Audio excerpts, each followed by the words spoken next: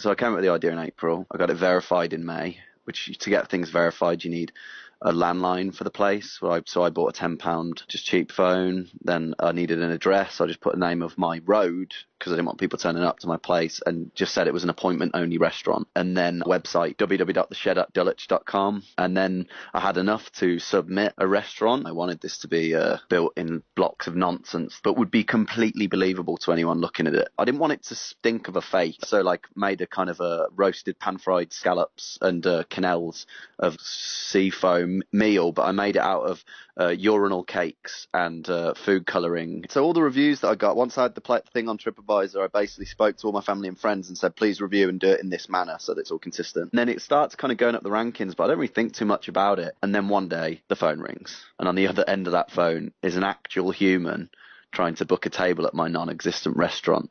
And this human is talking in the terms of my mythology. They're saying things like, I know that you guys, because one of the things I said to all the people who review him was, make sure you mention how hard it is to get a table. This woman said to me on the phone, I know how awfully difficult it is to get a table at your restaurant, but I'm willing to wait, and I was just wondering whether I could have a table anytime soon, that kind of thing. And I just said, panicked, and just went, oh, we're fully booked for the next 6 weeks, which became my mantra. I mean, I left my phone at my mate's house over a long weekend. I went and picked it up, and it had 116 missed calls on it.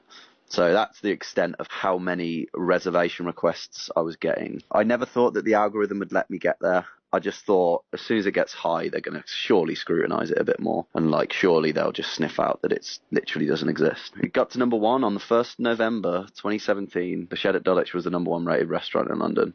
And then it was there for about 2 weeks. Up to this point, it had been getting ridiculous anyway. Like, I'd been having people applying for jobs, people turning up on the road and asking me, know about the Shed at Dulwich is? Had like suppliers who wanted stock at the Shed at Dulwich. When I got to number 1, it was kind of like, oh. We opened it for one night only. Basically, half the people that turned up were actors who were just saying how much they loved it. And then half the people who turned up were genuine members of the public who had no idea what they were coming to. They were just really happy to get a restaurant. I served ready meals. Dressed it. So I had like edible flowers and micro herbs on it and stuff. Served a minestrone cup of soup starters, and had the dessert was chocolate